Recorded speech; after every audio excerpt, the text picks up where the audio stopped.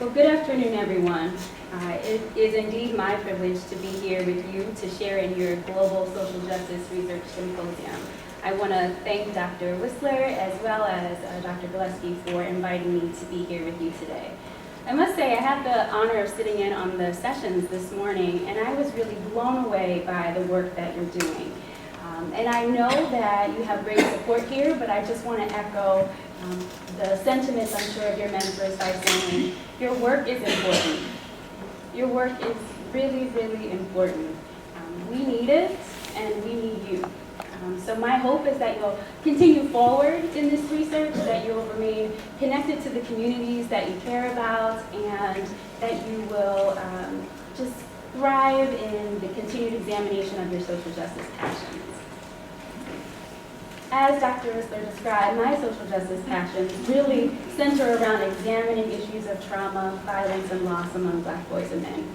In particular, I studied the experience of homicide survivorship and worked to understand how losing a loved one to violence really shapes the health and well-being of this group.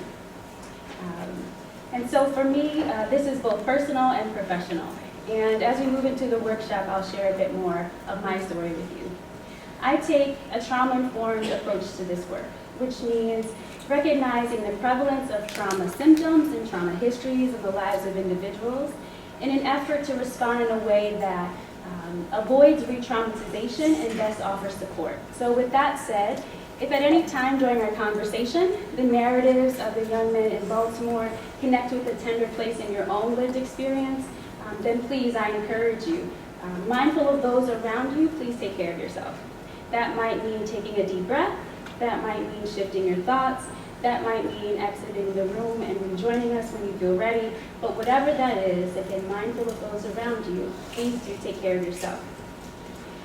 It is my ritual to dedicate this work to the memories of my cousin Mark, who was killed in 2001, my friend Willie, who was killed in 2007, and to all of the young Black men whose lives are cut short as a result of violence. It's also dedicated to those who are working to heal from the hurt of homicide. So some of you may be intimately familiar and others becoming increasingly aware that homicide is the leading cause of death for Black youth ages 10 to 24 in the United States, and it remains the leading cause of death for Black males ages 15 to 34, threatening safe and stable transitions into and beyond adulthood for this group. This health disparity is largely maintained by social and structural inequities such as factors such as racism, discrimination, residential segregation, poverty, educational inequities, unequal employment and job opportunity structures, and a host of other factors that public health scholars come to know as the social determinants of health.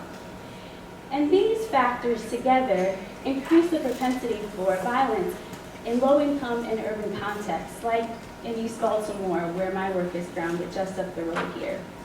So, being as though we're so close to Baltimore, I'm sure many of you know the nickname that Baltimore City has adopted for itself. Can you call it out? Charm City. Charm City. Right. And certainly if you're in the Inner Harbor, you might experience that reality. But for the young men that I work with, they know Baltimore as Baltimore Murderland. Whereas Jesse, a 21-year-old participant, shared with me, anything can happen to anyone at any place at any time, really clearly connecting the relationship between place and health in his daily life and the lives of those he's intimately connected with. You may also know that last year was the deadliest year on record, with 344 homicides happening before the year. The calendar flipped over to 2016. Of those homicide deaths, 304 of them were of African American male victims, really creating a landscape of loss where street corners house the memories of loved ones. They serve as reminders of loss and triggers of trauma as young men and their networks navigate the neighborhood on a daily basis. Yet despite our familiarity with the overrepresentation of young Black men among homicide victims, we know very little about their experiences as homicide survivors. So homicide survivors are the friends and family members of homicide victims who face the challenge, the task of living on after a loved one is murdered. And a small but growing body of research in this area points out some adverse health consequences connected with this experience. Things like post-traumatic stress symptoms and disorder, substance abuse, anger, social isolation, stigma, and distrust, as survivors often in urban contexts remain embedded in the context where the murder occurred and where the perpetrator may also reside. But again, even though this work is starting to grow, the voices of young Black men are underrepresented in this area of study. We know very little about how young Black men grieve, how they process the pain connected to losing a loved one to violence, what resources do they turn to, who are safe people and safe places for them, and how does it shape their health and well-being. So my work really tries to understand and unpack these experiences a bit more. In particular, the findings I'll share with you today are connected to these two questions. What is the frequency and developmental timing of homicide death across the life course for young Black men? And how does losing friends or family members to violence shape the mental health and well-being of this population? So as I mentioned, this work is grounded in East Baltimore. So in the years between 2011 and 2013, I served as a clinician in a GED and job readiness training center. So I partnered with their full-time clinician as I was a licensed clinician in Maryland to develop a loss and grief group in the center. So this group met a gap in services and also served as a place where young people could come and begin to unpack the pain connected to the violence in their communities. To my surprise, the group quickly became one of the highest attended groups in the center, really communicating the need for young people to have a space to come and begin to unpack these experiences. From those groups, I recruited 40 young men, ages 18 to 24, to do in-depth life history interviews with me about their experiences of traumatic loss. Those interviews on average lasted about 2 hours, and with the exception of one that went for 4 hours uninterrupted. So young people really were hungering for a space to talk about these concerns. I took a modified grounded theory approach for data collection and analysis. All of the interviews were audio recorded, transcribed verbatim, and participants were either assigned or selected a pseudonym to help protect their identities. In addition to the interviews, I also had young men construct chronologies of loss, and I'll tell you about those in just a moment. But beyond the grief and loss group, I spent countless hours in the center interacting with young men around things that had nothing to do on the surface with grief. So I participated in open mic ceremony, competitions and slams. I went to GED ceremonies, proudly cheering on young men as they received their high school diplomas. I went to basketball games in the community, which helped me to get a better sense of where they lived and where their experiences of loss were situated. I also, again, facilitated that group for over a year in the center. Those interactions were really important in that they helped build genuine, trusting relationships with the participants, where we grew to learn and know one another, and where respect was established. I mentioned the chronologies of loss. So in addition to young people sharing with me about their experiences, I had them construct adaptive life history calendar tools that I call chronologies of loss. So I would give young men a sheet of paper, and I would ask them to draw a line for me from one end of the page to the other. And the one end of the page would represent the year they were born, the other end, the present, the day of their interview. I'd ask them to mark off all the years that they experienced the loss, and then go back and identify the ones that resulted from violence. Each of the timelines looked a little different, as young men often got creative with their expressions in their timeline, such as this young man, who I call Andrew, who's 22 years old. So in 2006, Andrew lost 2 loved ones to natural causes, an uncle and an aunt.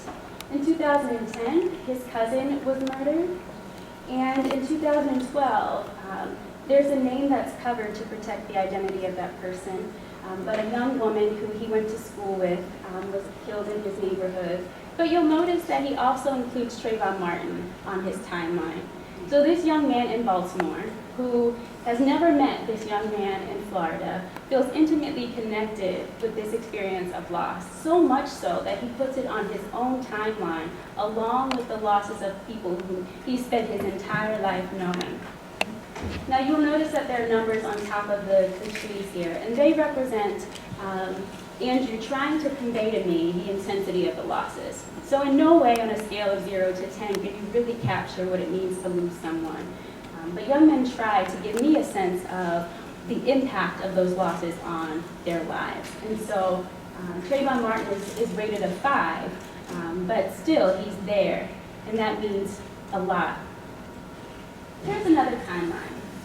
This one is of Wayne. Wayne is 19 years old. Now, the first thing you'll notice about Wayne's timeline is that there's just a lot of loss. Right? He's in his young 19 years, so he would very much be a part of the peer group of the students here in this room. He's lost a lot of loved ones. Of those losses, 6 were as a result of homicide. And they start when he's very young, all the way through the present. Of these 6 experiences of homicide death, 2, you notice 2 darkened there, were reported to have occurred in the context of a police interaction. So really making clear that it's not just highly publicized cases that we see, like Freddie Gray, who we've all come to recognize his name, but that these experiences are also embedded in the daily lives of young men in Baltimore and beyond. So I took these chronologies of loss and I used them to help me understand both the frequency, so how often, and the developmental timing, so when, at what point, at what developmental stage were young men vulnerable to experiencing the homicide death of a loved one. On average, young men reported losing 3 loved ones to violence. Again, these are 18 to 24-year-olds, and they were largely of their peers. So peers were largely represented among the homicide victims. And again, 10% of my participants, and there were 40 as a reminder, knew someone who had been killed within police custody. Looking at it developmentally, these experiences of traumatic loss began in early childhood, increased during the school-age years, but really peaked during adolescence, though they persisted into emerging adulthood. Adolescence really became visible as a prime period of risk where young men largely reported experiencing their first homicide death. However, it also was a period where clustering was happening in the sense that in a single calendar year or in back-to-back months or in back-to-back calendar years, young men were reporting losing their peers. So this period of development became very vulnerable in the sense of losing loved ones. And that means a lot if you think about what the context of adolescence means for young people. So let me show you another example. So this is a digitized chronology of loss. Any red dot that you see represents an experience of witnessing homicide. A blue dot represents the experience of physical violence. The black dot represents an experience of peer homicide. So this is someone that they know who was murdered. And the last black dot with a red halo around it represents witnessing the death of a peer. So this is a young man named Reds. He chose that pseudonym for himself. When I asked him why he chose the name Reds, he said it's because he has a bloody past. And if you look at his chronology, it's indicative of just that. For Reds, and like many young men in my sample, experiences and exposures to violence often began as witnessing, progressed to direct experiences of violence, and the ones reported here are exposures that required hospitalization. So I'm not talking about fights that might happen more routinely, but this is some serious violent injury. that was sustained. And then from experiencing to surviving, meaning knowing someone who died as a result of violence in the community. When Reds was 16 years old, he experienced his second homicide death. This is the one that was witnessed. So Reds describes this experience of losing his friend Gideon. Now, Reds and Gideon were very close. They both were born in Atlanta, Georgia, and families transplanted to Baltimore. They shared that in common. Their birthdays were around the same time, and physically they resembled each other as well. In fact, people often mistook them one for another. On one day, Reds got into an altercation with someone that resulted in one of those routine fights that I mentioned. Unsatisfied with the result of that fight, the other party came back later in that day looking for Reds, and this time with a weapon. Reds and Gideon were standing with each other, and this time that affectionate mistaking one for another resulted in lethal violence, where Gideon was shot multiple times. Reds immediately put Gideon on his shoulders and tried to rush him down to his mother's house, which was about 8 blocks away. He described to me what that experience was like, of carrying his friend, trying to carry his friend to safety and care. He describes feeling the heartbeat of his friend on his back as he progresses through the blocks. That heartbeat would weaken until it was no more. For Reds, this was a critical turning point in his life course. He shares with me, that's when my life went downhill. After I lost that last person, it was a wrap. It was a complete wrap. My whole life changed. Young men talked about experiences of homicide death as critical turning points in their development. For example, Ricky, who was 20 years old at the time of this interview, described to me the experience of losing one of his childhood best friends when they were both about 12 years old. He says, it changed a lot of things. I just started caring less about childhood stuff, like playing football and all of that. It made me grow up a little faster too. Watch for stuff I'm not even supposed to be watching for, like stray bullets and all types of stuff. When no child should be worrying about that kind of stuff, Shouldn't nobody be worried about that? But at a young age, it made me start looking and open my eyes more and watch my surroundings and stuff. It messed me up. Even though I knew about people getting killed and stuff, still, it didn't click with me yet. His murder messed me up. No more playing football, no more riding bikes and stuff and all of that, just little child stuff. I didn't care too much more about that. So at this point, even though Ricky describes being aware that people in his community were vulnerable to lethal violence, for many young men, the reality that violence could impact them only crystallized when a close peer was killed. And for Ricky, this represented a shift for him away from prioritizing sports and play to prioritizing safety and survival.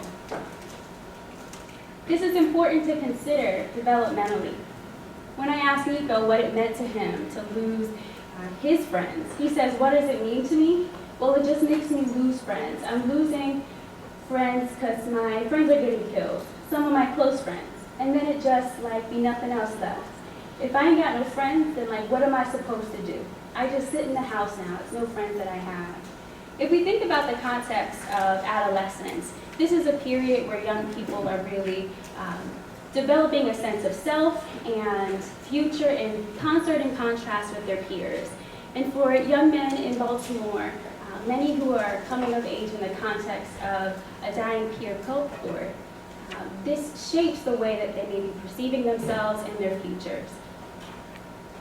For example, as Kenneth suggests, he says, I could get shot today or tomorrow. I just want to know who's going to be at my funeral. That's why I want to move out of the hood. It's just crazy down there. Everybody dying left and right.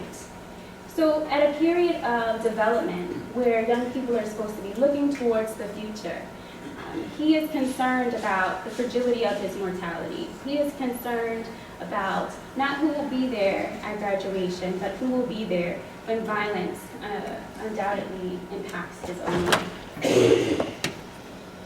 We know, and these last few years have forced us to really pay attention to the fact that violence not only occurs in the sense that we are used to talking about it by way of the context of interpersonal neighborhood violence, but that it also occurs in the context of police interactions. For the majority of young men in my sample, they describe their perceptions of the police in their community as harmful. A minority did describe them as helpful in the sense that they were present to help curb some of the gang violence that had spiked in the late 2000s. But the majority described being fearful of the police. Antoine, who's 18 years old, talks about the hypervigilance that he has to maintain even with police. You have to be worried, yes. Besides other people that you might have beef with or don't like around there, you gotta be worried about the police. In a way, you can say it's scary, because at any time they can do whatever. They can hop up on you and just beat you up for no reason. So you gotta watch your back. Like if I see the police and they ride past me and I just see them looking at me slow riding, I'm gonna keep walking. But if I see them backing up, I'm gonna run, because I already know what's on their minds. I really appreciate Antoine's narrative in the sense that oftentimes there's a public discourse that indicts young men who run in the presence of police. Like, why run if you have nothing to hide? Why run if there's no presumption of guilt? But for Antoine, like several others in the sample, they quickly know, and they intimately know how fast interactions can turn lethal with police. So as I mentioned, 10% of the young men in the sample lost a friend or family member to violence, largely a same-aged peer. The scenarios are listed there for you to consider. And it's important to remind you also that, again, these data were collected in 2012, what we might now consider pre-Freddie Gray Baltimore. I had the privilege this summer to go back and re-interview nearly half of the sample to understand how their experiences of loss have changed, as well as their experience of living the reality of April of 2014 and beyond. I hope to move forward with that data to look at longitudinal analyses of trauma and development. And Wayne, when I asked him about the police, he also has had, remember his timeline, you saw him earlier. He said 2 loved ones who have died in police custody. When I asked him about what he feared, he said the police. Like, that's my #1 fear in life, is the police. All the stuff going on, it makes me fear. Like shootings, sometimes the police, they'll beat you up, maybe because they couldn't find nothing on you, or you might have said something smart or, ignorant. They'll get the beating on you, knowing that you can't hit them back. So it's like, no matter how you look at it, you're gonna lose at the end of the day dealing with the law. So really getting at this sense of injustice as well as power that is being abused. So there are several things that we learn from these analyses. One, we are made intimately aware of the prevalence of violence as a contributor to experiences of trauma in the lives of economically disadvantaged young black men. We understand that adolescence is a period of vulnerability, but also maybe a key window of investment in terms of being able to treat the grief and the pain in real time, as opposed to allowing it to go unaddressed and perhaps leading to adverse consequences later in the life course. And it also highlights the need for safe people and safe places for young men to begin to do the unpacking and processing of those experiences so that they are supported in their efforts to heal and succeed. As many don't have the luxury of just up and leaving their neighborhoods, they remain situated in contexts of vulnerability. It also really emphasizes for us the importance of including the voices of young Black men and their daily experiences in our conversations of trauma and policing. So we've had lots of national media attention discuss these issues, but rarely do we hear the voices of young men who are living this out on a daily basis included in those discussions. It encourages us to really push forward in trauma-informed approaches in our research, in our practice, at the systems level as it relates to helping others understand the presence and prevalence of trauma histories for young men. In particular, that's important because we might see behavior on the surface that appears problematic, that could be an expression of unaddressed pain or trauma. So trauma-informed approaches help us to shift the narrative away from simply asking what's wrong with you to asking what's happening to you. Being able to see and process and support young men in addressing pain. And lastly, it's important that we really champion policy that advances social justice for this group as well as improving the health and well-being of this population. As with all research, there are limitations, so certainly this was a singular city that I recruited from and a singular section of that city, but we know that this is not just Baltimore. We know that young men across the country are experiencing similar things.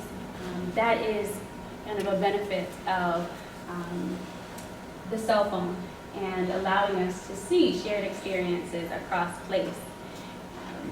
But as I talk with my colleagues around the country, it's amazing to hear how similarly young men talk about the pain that they're experiencing. So perhaps future research would do a multi-city study examining these experiences for young Black men. This is largely cross-sectional data, although I mentioned just this August, I was able to go back and collect follow-up data that I'm very eager to analyze and unpack in terms of looking at experiences and shifts and changes in young men over time. And we know also that the experiences and exposures to violence and trauma are not limited just to young men, but that Black girls and young women are also vulnerable to violence and lethal violence and violence in the context of police interactions as well. So, future research can continue to move forward in the areas that I've described. We can think through how we can create interventions that can help intervene on the daily experiences of young men, but also thinking about more systems level change that can happen in terms of working with professionals who interact with young men, helping them to be able to identify when trauma is present so that appropriate resources can be marshaled. And in particular, I think of educational contexts where perhaps punishment is administered, where support and care may be necessary. And we know that systems level change can happen when policymakers receive this information. So it's important that we also disseminate our work widely so that we can best improve the health and well-being and partner with young men to do this healing work. So at this time, I will pause and thank you for your attention and welcome conversation.